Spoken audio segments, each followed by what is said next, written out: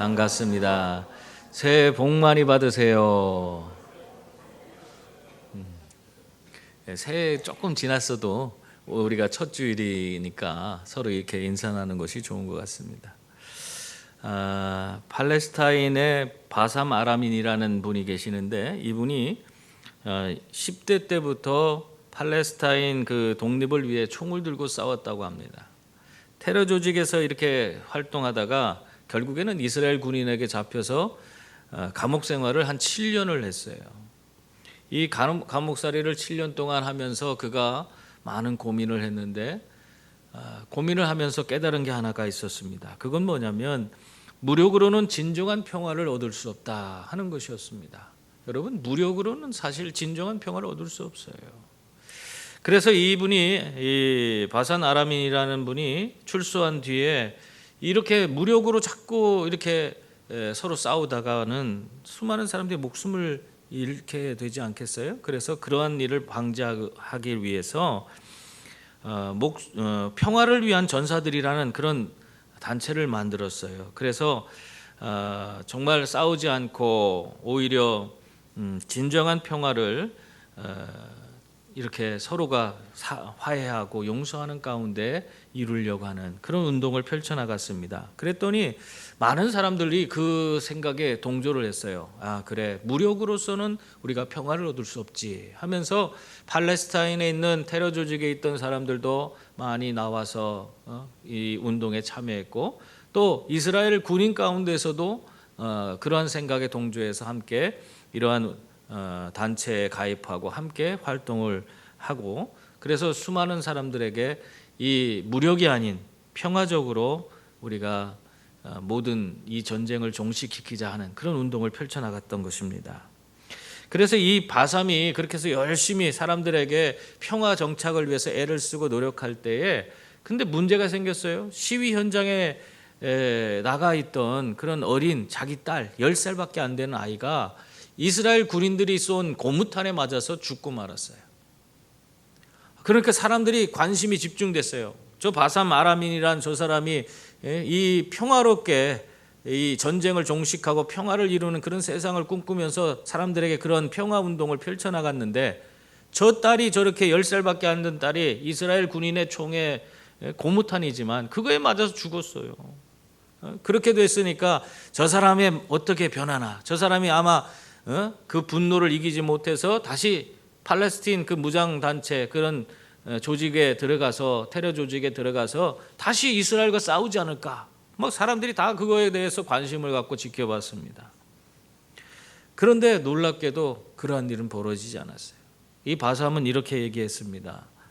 내 딸을 쏜 경찰은 처벌받아야 마땅합니다. 그러나 그럼에도 나는 그를 용서할 것입니다. 너무나 고통스럽지만 우리가 앞으로 함께 나아갈 수 있는 유일한 방법이 용서와 화해라고 생각하기 때문입니다. 그렇게 이야기를 했어요. 여러분, 바삼은 용서와 화해가 진정한 평화를 얻을 수 있는 그런 방법이라 믿었기에 딸을 잃은 그런 아픔 가운데서도, 그런 슬픔 가운데서도 폭력으로 원수 갚으려 하지 않고 진정한 평화를 얻기 위해 용서하며 나아갔던 것입니다. 여러분, 하나님이 예수님을 이 땅에 보내신 이유도 마찬가지입니다. 우리가 화평을 누리기 위한 방법이 정말 이 방법밖에 없어요. 예수 그리스도 그 아들을 통해서만 우리가 구원받고 영생 얻고 천국 갈 수 있기 때문에, 유일한 구원받을 수 있는 길이 그 방법밖에 없었기 때문에 하나님은 예수님을 이 땅에 보내주셨습니다. 이 예수 그리스도는 하나님의 하나밖에 없는 독생자세요. 여러분, 우리 자녀가 많다고 해서 그 자녀를 쉽게 다른 어떤 사람을 위해서 희생시키는 그런 일을 할 수 있습니까? 우리가 정말 어떻게 보면은 우리는 도저히 그렇게 할 수가 없어요. 사람은 그렇게 할 수가 없습니다. 그럼에도 불구하고 하나님께서는 우리도 할 수 없는, 우리 인간들이 할 수 없는 것을 행하셨어요. 그 하나밖에 없는 독생자 예수 그리스도를 이 땅에 보내셔서 십자가를 짊어지게 하시고 그 십자가의 예수 그리스도의 그 보혈을 믿는 자들마다 그 죄를 용서해 주셨습니다. 뿐만 아니라 그들을 의롭다 여겨 주신 것입니다. 그래서 하나님과 화평된 자로서 살아가도록 그렇게 만들어 주셨습니다. 1절 말씀 보세요. 거기 보면 그러므로 우리가 믿음으로 의롭다 하심을 받았으니 우리 주 예수 그리스도로 말미암아 하나님과 화평을 누리자, 그렇게 말씀하고 있습니다. 여러분, 예수님을 믿는 믿음으로 주어진 이 의롭다 하심을 받은 이 사실은 정말 우리에게 놀라운 은혜를 베풀어 주신 것입니다. 이것은 하나님과의 깨어진 관계를 회복시켜주는 그런 놀라운 것이 되었습니다. 그래서 진정으로 하나님과 화평을 누리는 그런 존재로서 우리는 새로운 인생을 살아가게 된 것입니다. 여러분, 이렇게 하나님과 화평을 누리는 자들, 그런 자들의 삶이 바로 성도들의 삶이 되어야 하는 줄 믿습니다. 여러분, 하나님과 화평을 누린 자들의 삶이 대체 그렇다면 무엇입니까? 오늘 말씀은 그걸 우리에게 들려주고 있어요.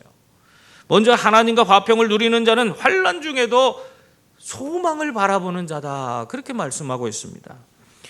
세상에서 승리하신 예수님을 바라보고 나아가기 때문에 이렇게 환난 가운데서도 좌절하지 않고 소망을 바라볼 수 있는 것입니다. 2절부터 4절 말씀 보세요. 거기 보면 우리 한번 같이 읽어볼까요?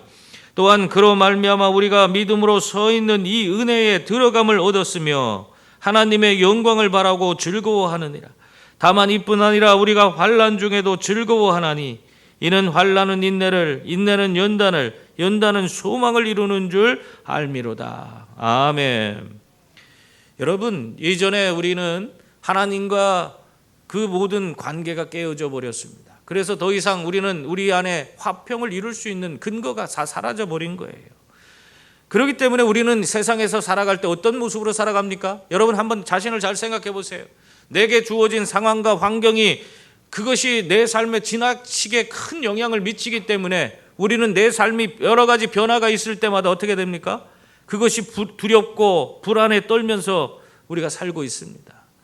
지금 주어진 이것이 조금 내게 정말 내 삶에 나쁜 영향을 끼치면 우리는 나도 모르게 원망하고 불평하면서 왜 이런 것을 나에게, 내 삶에 이런 것이 주어지냐 하면서 우리가 그렇게 원망 불평하면서 살지 않습니까? 우리가 하나님과의 화평이 깨어졌기 때문에 모든 것, 자그마한 변화에도 우리는 민감하게 대응하면서 그것에 대해서 불안하고 그것을 두렵게 여기고 또 그것이 못마땅해서 원망하고 불평하는 그런 존재로서 살 수밖에 없는 것입니다. 그러나 여러분, 하나님과 화평을 누리게 되면 어떻게 됩니까? 더 이상 주어진 상황과 환경에 연연하지 않습니다. 여러분, 왜 그렇습니까?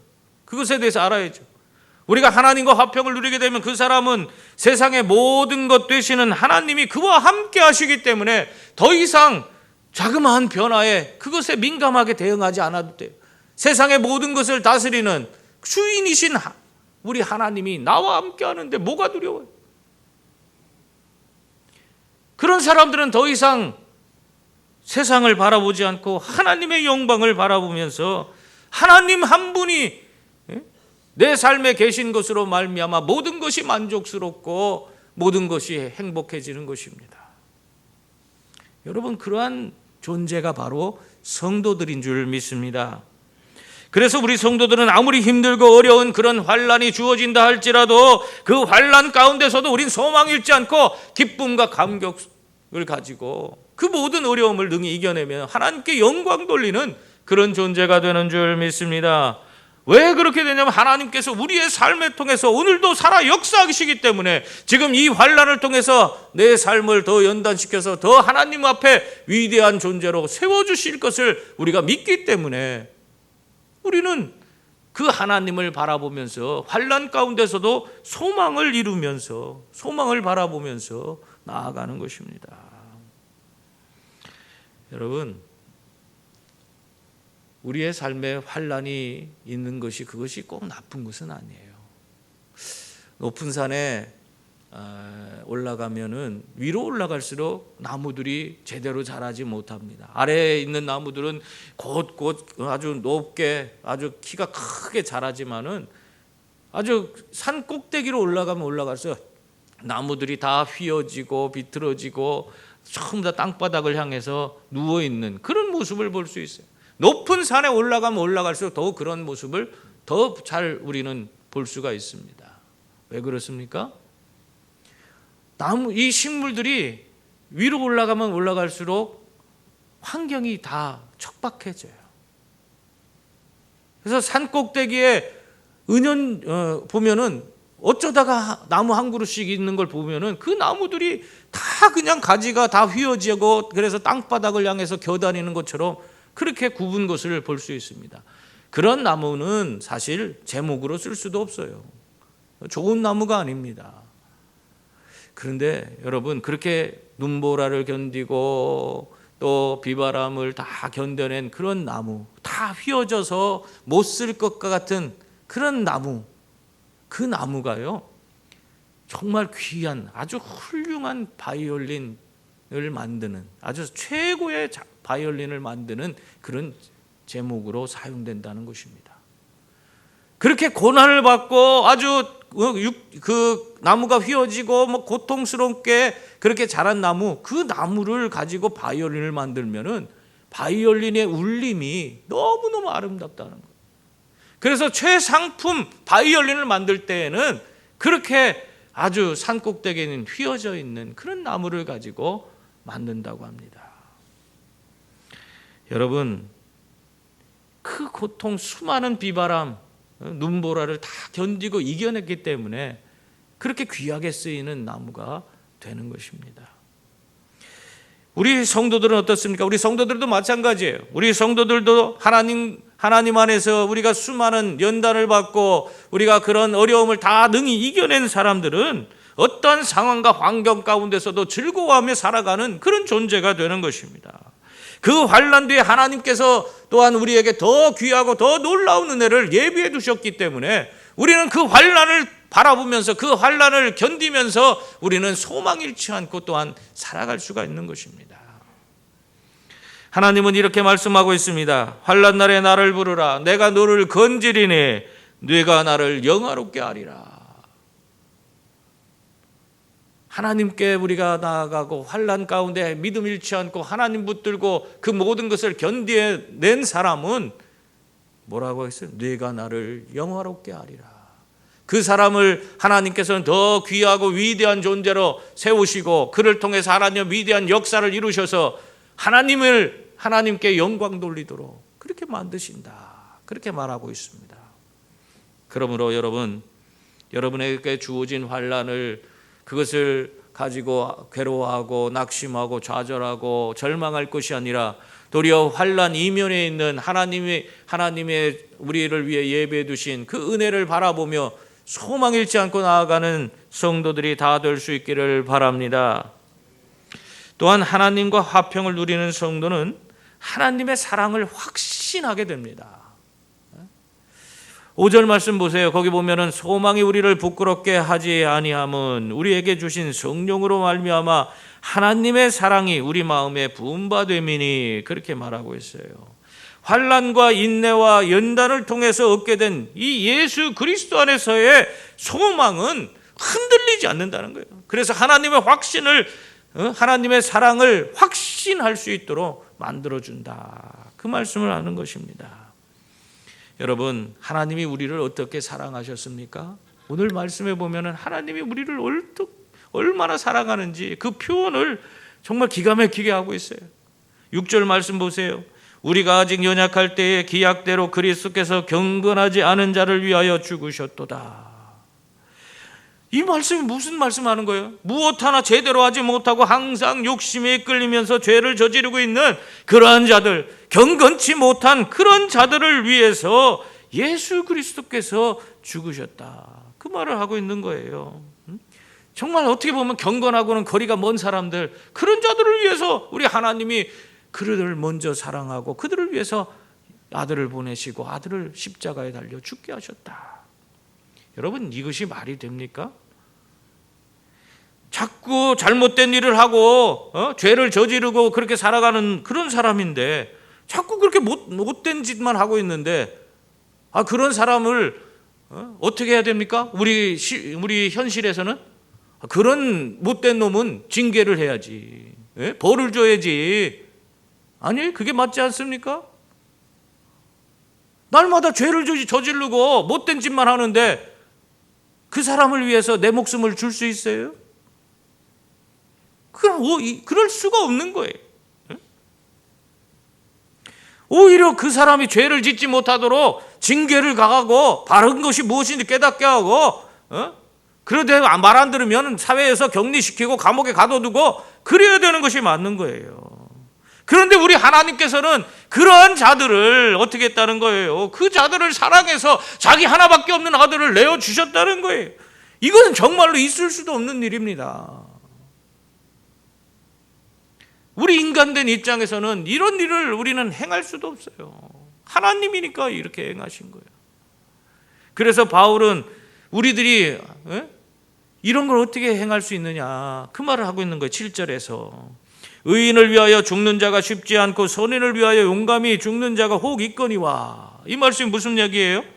의로운 사람을 위해서 죽는 것도 쉽지 않다는 거예요. 선한 나에게 은혜를 베풀어주고 나 때문에 정말 내가 정말 내 목숨을 구해준 그런 사람들, 그런 사람을 위해서도 우리가 목숨을 내주는 거 쉽지 않다는 거예요. 간혹 그런 사람이 있어. 그래도 그런 사람에게 은혜 갚겠다고 자기 목숨을 내주는 그런 사람이 있을 수는 있지만은, 그러나 대부분의 사람은 그것도 안 된다는 거예요. 여러분, 이렇게 자기를 위해서 의로운 사람이고 선을 베푼 그런 사람을 위해서도 우리 목숨을 내어주기가 어려운데, 이 도적 같고 강도 같은 그런 자들을 위해서, 그런 죄인들을 위해서 자신의 목숨을 내어주는 그런 사람은 세상에 존재하지 않습니다. 말도 안 되는 것이기 때문에 그래요. 그런데 바로 그러한 죄인들을 위해 예수님이 어떻게 하셨다는 거예요? 그런 죄인들을 위해서 목숨을 내어주셨다. 8절에서는 더 구체적으로 얘기하고 있죠. 우리가 아직 죄인 되었을 때예요. 죄인일 때, 의로운 자가 되었을 때가 아닙니다. 그리스도께서 우리를 위하여 죽으심으로 하나님께서 우리에 대한 자기의 사랑을 확증하셨느니라. 우리가 죄를 치른 다음에 우리가 그 대가를 다 지불해서 의롭게 되어서, 그러니까 죄가 사라진 다음에 그 다음에 우리를 위해서 이런 은혜를 베풀어 주고 우리를 위해서 사랑을 베풀어 주시고 목숨을 베풀어 주시고, 그런 것이 아니라 우리가 심판받아야 되는 죄인일 때에, 그때에 우리를 대신해서 우리 죄를 짊어지고 십자가에 달려 죽으시고 그 자신의 모든 것을 다 내어주심으로 자기의 사랑을, 하나님께서는 그 자신의 사랑을 확증하셨다. 어떻게 보면은 사랑받을 만한 조건이 손톱만큼도 없는 그런 사람들을 위해서 자기 아들을 내어주시고, 그러므로 자신이 얼마나 우리를 사랑하는지를 확증해 주셨대. 하나님이 여러분을 사랑하는 것이 얼마나 큰 사랑인지 몰라요. 저는 이런 말씀 읽을 때마다 막 가슴이 흥분되고 벅차올라요. 어떻게 하나님이 우리같이 어떻게 보면 머저리 같고 수많은 온갖 잘못만 저지르고 그런 존재들을 위해서 대신 십자가에 달려서 죽을 수가 있을까? 잘난 것도 없고 뭔가 잘하는 것도 없고 뭔가 착한 일이라도 하고 뭔가 잘했기 때문에 그래서 뭐 상으로 뭘 준다 하면 그것도 이해가 되지만은, 도적 같고 강도 같은 짓만 하면서 온갖 죄만 저지르는 그런 자들을 위해서 아끼지 않고 자기 아들을 내어주고 그 아들의 생명을 대신 죽게 하심으로 우리를 사랑한다? 정말 있을 수도 없는 일이죠. 그 엄청난 사랑 가운데서 오늘 우리는 이 자리에 있는 줄 믿습니다. 그래서 우리는 그 하나님의 사랑에 대한 확신을 갖고 살 수가 있는 거예요. 그러면 우리 삶이 달라지는 거예요. 이 사랑에 감격하고 이 사랑을 확신하고 붙들고 사는 사람은 흔들림 없이 바르고 온전한 삶, 하나님 기뻐하는 삶을 살아가게 되는 것입니다. 십자가의 이 은혜를 믿지 못하던 윌리엄 쿠퍼라고 하는 사람이 있습니다. 이분은 목사님이에요. 근데 목사님이 되면서도 이 십자가 사랑을 와닿지가 않는 거야. 신학은 해갖고 목사가 됐는데 그런데도 믿어지지가 않는 거예요. 그런데 이 쿠퍼 목사가 고난주간을 앞두고 토요일 날 주보를 만들었어요. 주보를 만들면서 그날 설교 제목을 누가 예수를 죽였는가, 아주 멋들어지게 자기 생각에는 그렇게 하고 주보를 딱 만들었는데, 다시 이 주보를 살펴보면서 누가 예수를 죽였는가 했더니 그 밑에 설교자 뭐라고 돼 있어요? 쿠퍼 목사. 그러니까 그거를 그냥 그 제목하고 그냥 이렇게 쳐다보고 있는데 누가 예수를 죽였는가, 그 밑에 쿠퍼 목사. 주보를 계속 그걸 볼 때마다 뭔가가 마음에 뭉클뭉클 그런 뭔가가 일어나는 거예요. 그래서 이 사람이 누가 예수를 죽였는가, 쿠퍼 목사. 그러면서 거기서 깨닫게 됐어요. 내가 예수님을 죽였구나. 예수님께서 나를 대신해서 십자가에 달려 죽으셨구나. 이게 와닿는 거. 이게 자기가 쓴 그 설교 제목하고 그 밑에 있는 자기 이름을 보면서 거기서 깨달은 거예요. 나 때문에 예수님이 죽으셨구나. 그러면서 그 자리에 엎드려서 펑펑 울면서 회개하고 예수님을 자신의 삶에 다시 영접했다는 겁니다. 쿠퍼 목사의 그 삶이 어떻게 됐을까요? 이런 하나님의 사랑에 대해서 확신을 갖게 된 이후에 이 쿠퍼 목사의 삶은 완전히 달라졌어요. 그가 전하는 메시지도 달라지고 그가 하는 행동도 달라지고 모든 것이 달라졌어요. 왜? 하나님의 사랑을 깨달았기 때문에. 여러분, 이렇게 하나님의 사랑은 놀라운 그런 은혜가 우리에게 주어지게 되는 줄 믿습니다. 미국 볼티모어의 한 대학에서 빈민가 어린이들 200명들을 대상으로 조사를 했어요. 이 아이들이 정말 가능성이 있는가? 앞으로 이 사회에서 어떤 삶을 살아갈 것인가? 그것들을 조사하기 위해서 그들의 환경 뭐 이런 것들을 다 조사를 해봤어요. 그 연구원들이 그 조사를 다 하고 나중에 평가를 하는데 어떤 평가를 내렸는지 아세요?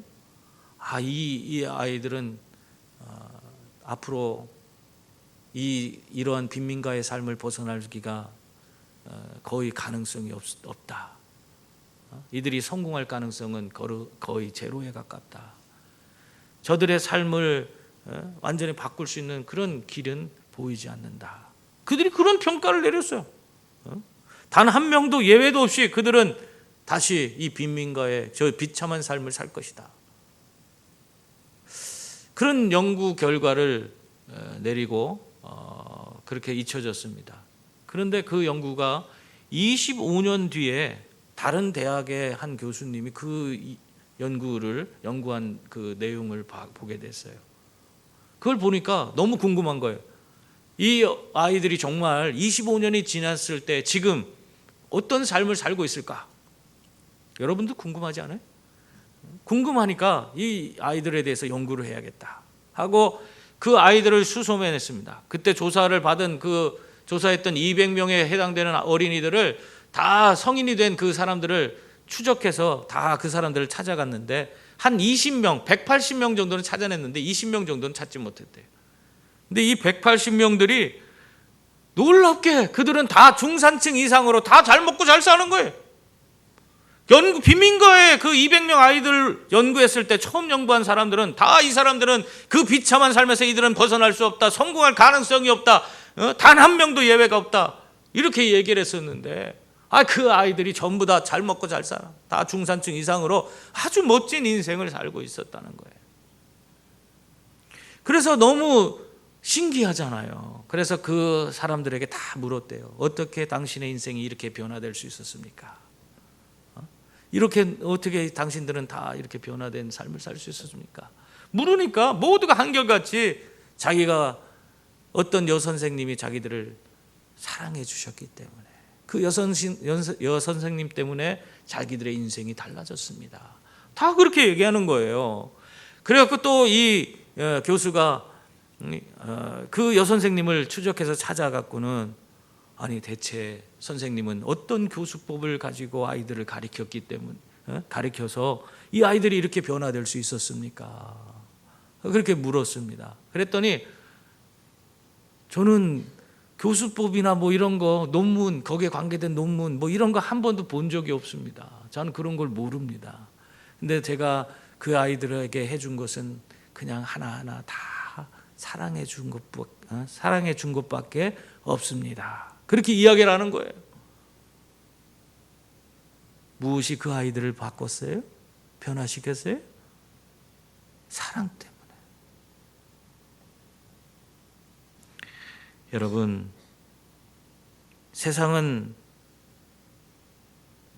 사람을 바꾸지 못합니다. 그러나 사랑은, 하나님의 사랑은 그 어떤 지식과 노력보다 큰 힘이 있어서 사람들의 모든 인생을 새롭게 하고 변화시킬 수 있는 줄 믿습니다. 예수님은 여러분을 사랑하셨어요. 자신의 목숨을 내어주기까지 사랑하셨습니다. 그래서 정말 그 사랑 안에서 우리는 구원받고 영생 얻어 천국 가는 백성이 됐어요. 엄청난 그 놀라운 사랑을 우리가 받으면서 오늘 우리는 살아가고 있는 것입니다. 하나님, 이 엄청난 그 예수 그리스도의 사랑을 확신하고 살아갈 수 있는 분들이 다 될 수 있기를 바랍니다. 하나님은 지금도 여러분을 사랑하는 줄 믿습니다. 그 사랑이 여러분을 붙들고 여러분의 걸음을 인도하고 계신 줄 믿습니다. 그리고 또한 하나님과 화평을 누리는 사람은 구원의 기쁨을 매일 누리는 그런 사람입니다. 매일 구원의 기쁨을 매일매일 누리면서 사는 그런 사람이라는 거예요. 9절부터 10절 말씀 보세요. 우리 한번 같이 읽어볼까요? 그러면 이제 우리가 그의 피로 말미암아 의롭다 하심을 받았으니 더욱 그로 말미암아 진노하심에서 구원을 받을 것이니 곧 우리가 원수 되었을 때에 그의 아들의 죽으심으로 말미암아 하나님과 화목하게 되었은즉 화목하게 된 자로서 더욱 그의 살아나심으로 말미암아 구원을 받을 것이니라. 그뿐 아니라 이제 우리로 화목하게 하신 우리 주 예수 그리스도로 말미암아 하나님 안에서 또한 즐거워하느니라. 아멘. 우리들은 예수님의 보혈의 은혜로 말미암아 이 죄의 용서함을 받았고 또 한편으로는 의롭다 하심을 얻은 자 되었습니다. 그래서 구원받은 거예요. 그리고 하나님과 거기에 더 한 단계 더 나아가서 하나님과 화목하게 된 자가 된 줄 믿습니다. 예수님으로 말미암아 우리들의 삶은 완전히 달라진 것입니다. 절망에서 소망으로, 사망에서 생명으로, 또 지옥에서 천국으로 완전히 달라진 그런 삶을 살게 되었습니다. 그러므로 이렇게 구원 얻은 자들은 그 변화된 삶 속에서 누리는 그 풍성한 은혜를 매일매일 우리의 삶, 매일의 삶 속에서 그것을 누리면서 기쁨과 감격 속에 살아야 하는 줄 믿습니다. 그래서 11절 말씀 보세요. 거기 보면 바울은 뭐라고 하겠어요? 그뿐 아니라 이제 우리로 화목하게 하신 우리 주 예수 그리스도로 말미암아 하나님 안에서 또한 즐거워하느니라. 그렇게 말씀하고 있습니다. 이게 우리 구원받은 자들의 삶에, 우리 성도들의 삶이 되어야 되는 것입니다. 멕시코 시티의 한 시장 구석에서 인디언 할머니가 양파를 20줄 정도 갖고 와서 양파를 팔고 있었습니다. 그때 그 시장을 구경하던 한 미국인이 그 할머니한테 가서 양파를 얼마인지 물어봤어요. 이 한 줄에 얼마입니까? 그러니까 10센트래. 그럼 2줄에는 얼마예요? 2줄에는 20센트. 그럼 3줄은 얼마예요? 3줄에는 30센트. 그러니까 그게 뭐냐면 좀 많이 사면은 깎아주지 않나 해서 물어보는 거였어요. 그래갖고는 하나도 안 깎아주네. 그러면은 이거 전부 사면 얼마예요? 그러니까 이 인디언 할머니가 정색을 하면서 안 팔아요. 그러네. 다 팔면 좋지. 이거 저한테 다 팔고 집에 돌아가시면 더 얼마나 좋냐고. 그러니까 다 팔라고. 그러니까 안 판대. 그럼 왜 안 팔아요 대체? 이걸 다 파는 게 더 좋은 거 아닙니까? 왜 안 팝니까? 그러니까 할머니가 하는 소리가 나는 여기서 물건 파는 것도 좋지만은 이 시장 분위기를 이렇게 함께 이 사람들 어우러져서 시장에서 왔다 갔다 하면서 이야기도 하고 하는 이 시장 분위기를 즐기는 것이 너무너무 행복하다고. 근데 당신이 다 사가버리면은 나는 집에 가야 되니까 그러면 나는 이 시장에서 재미가 없지 않냐고. 시장에서 이 분위기를 함께 즐기면서 행복해야 되는데 그 행복을 당신이 빼앗아가는 것이 되니까 나는 그렇게 팔 수 없다고. 그렇게 얘기했다는 겁니다. 여러분, 우리가 성도로서의 삶을 사는 것도 마찬가지예요. 우리가 구원받았잖아요. 구원의 기쁨과 감격이 있잖아요. 이 우리의 구원이라는 것은 우리가 예수 믿을 때에 우리가 구원받습니다. 맞습니까? 예수 믿습니까? 예수 믿긴 믿는 것 같아요. 그럼 믿으면 구원받아요. 근데 이 예수 믿으면 우리가 구원받는데 이 구원이 언제 이루어집니까? 구원의 완성은 우리가 이 땅에 이 불완전한 세상에서 살다가 딱 죽어서 하나님 나라에 갈 때, 그때 우리는 구원이 완성되는 거예요.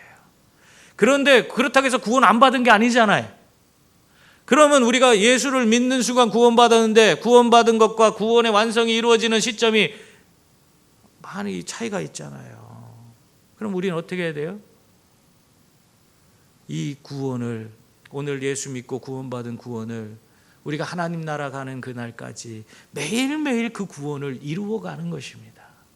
오늘 내 삶에 주어진 모든 것 속에서 하나님이 주신 그 구원의 기쁨과 감격을 누리고 하나님이 내 삶을 통해서 이루시는 위대한 일에 감사하고 하나님께 감격하고 찬양하고 영광 돌리는, 그래서 매일매일 그냥 신바람 나는 그런 삶을 사는 것이 성도의 삶이에요. 그게 우리들이 살아야 되는 삶이에요. 우리가 그걸 즐기면서 살아야 돼요. 근데 매일 주일날 교회 와갖고는 이 죽을 수밖에 없는 죄인이 이것만 하면 이거는 하나님이 우리에게 사랑을 베풀어 준, 예수님이 그 목숨으로 우리를 사랑해 주신 그 사랑을 제대로 우리가 누리지 못하는 거예요. 그렇게 하라고 맨날 죄인으로 살라고 우리를 위해서 구원해 준 게 아니에요. 우리의 구원을 오늘 매일매일 우리의 삶에서 이루면서 기쁨과 감격 속에 또 하나님께 영광 돌리며 살라고 하나님이 우리를 사랑하신 줄 믿습니다. 그래서 바울은 빌립보서 2장 12절에서 이렇게 말씀하고 있어요. 그러므로 나의 사랑하는 자들아, 너희가 나 있을 때뿐 아니라 더욱 나 없을 때에도 항상 복종하여 두렵고 떨림으로 너희 구원을 이루라. 이게 그냥 지나가는 말이 아니에요. 우리가 구원받았잖아요. 예수 믿고 구원받았으면 우리가 하나님께 가는 그날까지 계속 그 구원을 매일매일 그걸 누리면서 사는 그런 삶을 살라는 거예요. 그게 성도의 삶이에요. 그러니까 오늘 내가 예수 믿고 구원받아갖고 그 구원의 삶이 계속 하루하루가 이루어지는데 그 삶을 그냥 헛되이 아무렇게나 살라는 게 아니에요. 그 구원의 삶을 의미 있게 하나님이 그 모든 것을 통해서 영광 받으시도록 매일매일 구원의 기쁨과 감격을 누리며 살도록 하나님은 그것을 우리에게 원하세요. 그런 삶을 살아야 되는 거예요. 최인호 작가라는 분이 계시는데 이분이 세상을 떠나기 전 그 암으로 인해서 힘겨운 투병 생활을 했습니다. 근데 그가 그 암으로 투병하는 기간에 쓴 글을 모아서 최인호의 인생이란 책을 펴냈습니다. 거기서 이 최인호 작가가 이런 얘기를 해요. 어느새 5년째 투병 생활을 하게 되었으니 신자로서 앓고 절망하고 기도하고 희망을 갖는 할례의식을 치렀다. 나는 이 할례의식을 고통의 축제라고 이름지었다. 그렇게 이야기하고 있습니다. 여러분, 이 최인호 작가는 죽음의 고통 속에서도 여전히 소망을 갖고 자신에게 주어진 그 고통을 견디면서 고통의 축제를 즐겼다. 그렇게 말하고 있어요. 힘든 거죠. 힘들고 어려운 거지만은 그 속에서도 하나님을 향한 그런 소망을 잃지 않고 살아가는 그 모습을 보이고 있는 것입니다. 절망과 여러 가지 힘들고 어렵고 절망스러운 그런 일들이 많이 주어졌지만 그럼에도 불구하고 하나님을 향한 믿음 잃지 않고 그 사랑을 언제나 붙들고 매일매일 삶을 통해서 하나님이 이루실 구원을 그가 누리면서 살았다 하는 고백을 하고 있는 것입니다. 여러분, 하나님이 우리에게 베풀어 주신 그 놀라운 구원의 은혜는 우리를 평안케 하는 줄 믿습니다.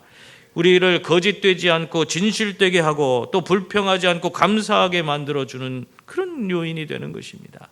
그래서 어떠한 상황과 환경 가운데서도 하나님 나라를 누리며 살고 그것을 기뻐하며 하나님께 영광 돌리는 그런 자가 되도록 만들어 주십니다. 그러므로 어떠한 상황과 환경 가운데서도 구원받은 이 기쁨과 감격을 가지고 하나님 안에서 즐거워하며 승리하시는 그런 성도들이 다 될 수 있기를 바랍니다. 사랑하는 성도님들, 예수님을 믿는 믿음으로 의롭다 하심을 우리는 받았습니다. 그러므로 우리는 하나님과 화평을 누리는 성도가 되었어요. 그런 성도들은 환난 중에도 소망을 바라보고 또 어떠한 상황 가운데서도 하나님의 사랑을 확신하며 살아갑니다.